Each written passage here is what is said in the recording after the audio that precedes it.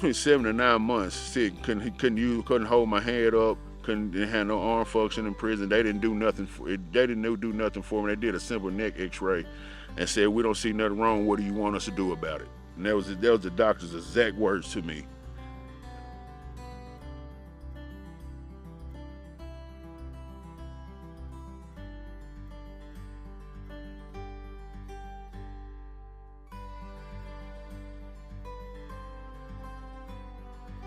I got here, I believe, 3 months or a few months before him. And, you know, they put him in a room with me. And at the time, you know, D-Berry was pretty sick.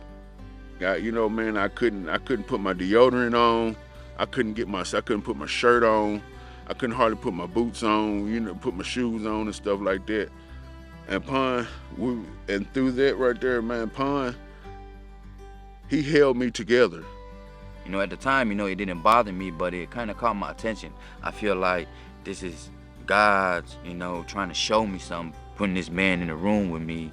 And as day goes by, you know, we get to talking and we ended up getting along. You know, we was telling each other stories.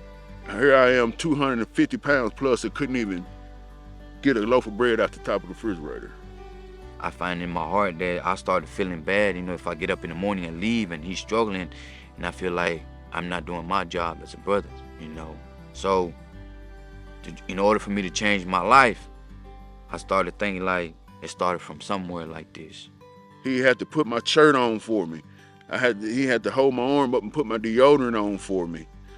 You know, man, he did everything. Start off, I didn't want to do it, but I just had to, you know what I'm saying, just so I get to doing it every day, helping him out, put deodorant on, you know, make sure he good before I leave, because when I leave, ain't nobody else gonna do it. Cause D-Berry one of them guys, he ain't gonna ask nobody for help. He gonna try to do it himself. Yeah, he made me comfortable enough to stay, you know what I mean? Cause you don't know how hard it is to ask another man to put your deodorant on for you.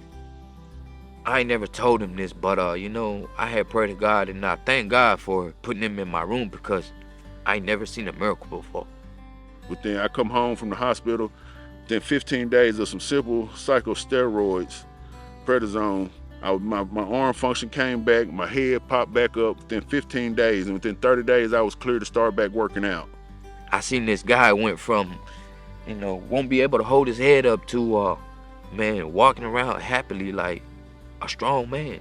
And this only happened in like just a couple of weeks. February 14th, I went to the doctor, and they cleared me to start back working.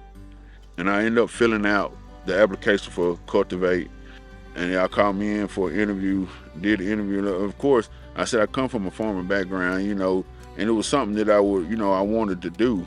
Mr. Jimmy called me and said, "You know what, we talked about it, and we're gonna let you start at March 11th, man." And it's been a blessing ever since. When they fired me from my last job, and I told them, well, get what? You want to, you know, find some kind of work to put me in Cul2Vate, because you work there. He was like, I'm gonna go talk to them people, but I hurried up and told him, "Come on, you going with me. I got at least I can do." About a week later, they called me for an interview, and I was blessed. You know, I was blessed. You know what I mean? And it just been a blessing after blessing. I called my mom. You're like, "Guess what, Mom?" And she was like, "What?